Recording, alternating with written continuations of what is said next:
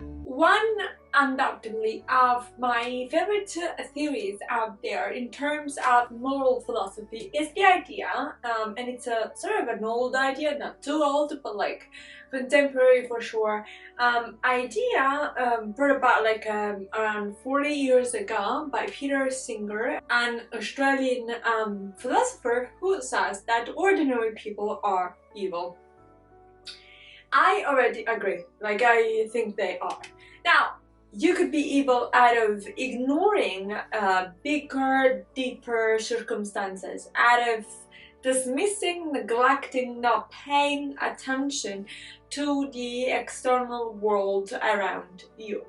In this case, I don't want to diverge too much on the possible definitions I have for evil people.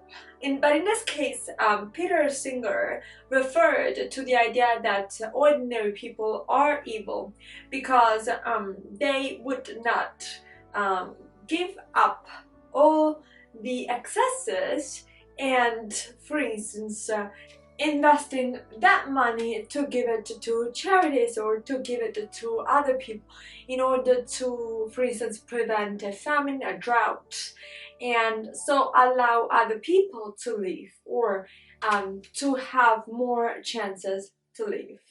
On the contrary, we prefer to spend part of our money in clothes that we might not need, or in more fashionable clothes than others, or in superficial stuff we might not need. That is the thesis that Peter Singer proposes, and it goes pretty much like this. We have to think in terms of principle, right? In philosophy, you would always think about the principle, and you would say, you know, if there's a drowning child in a pond next to you, would you not save him? Would you not save him because you don't want to get wet, or because you have just bought this boots, and these boots are gonna get muddy and the leather is gonna get ruined, and therefore you would have wasted $200, let's say, on those boots? Would you not really save the child for this reason? So the idea is that if you can do something, you also should do it.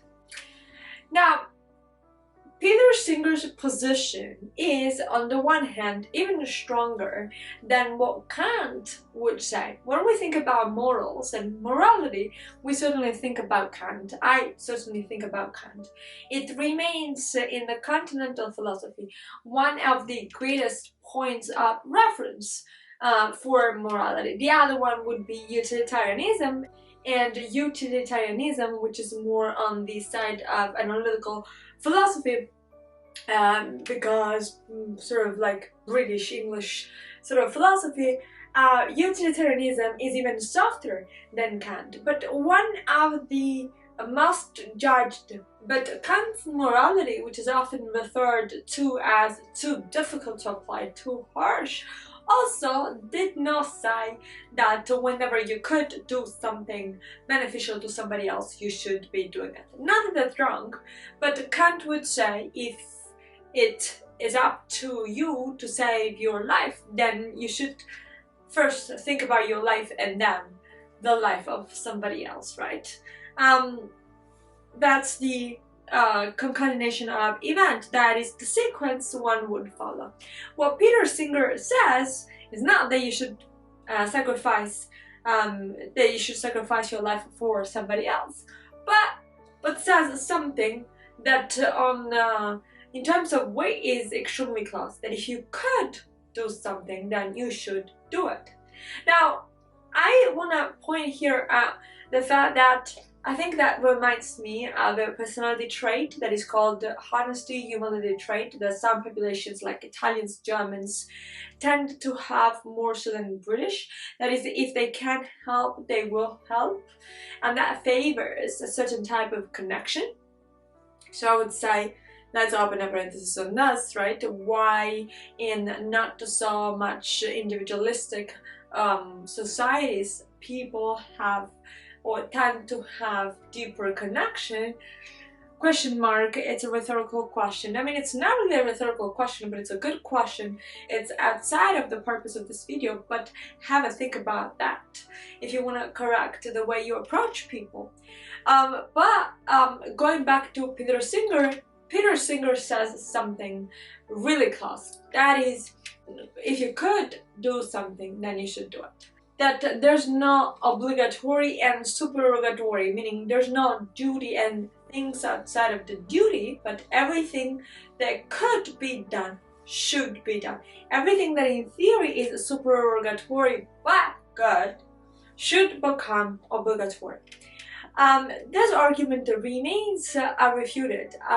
Two objections have been moved against the argument. One has to do with proximity.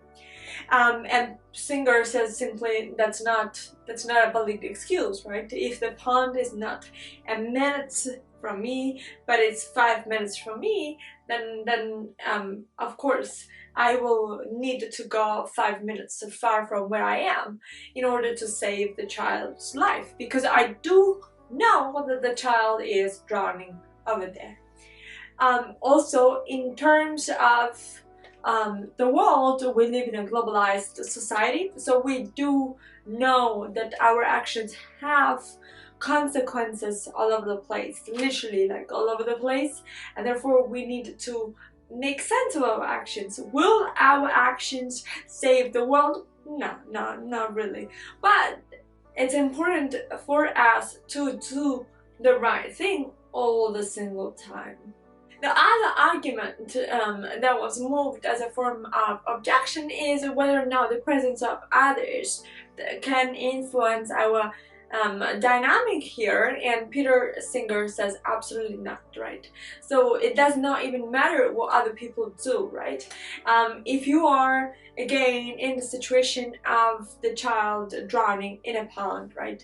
The fact that there is a 0 person or the fact that there is 2 people should not make any sort of difference. However, this one is more sort of disputable, not in line of principle, but you could argue that if there are 500 people that are trying to save the child, that's a little too much, and maybe you need a couple of people, I don't know, on the bridge telling the ambulance people, the paramedics, where the child is and the 500 people are.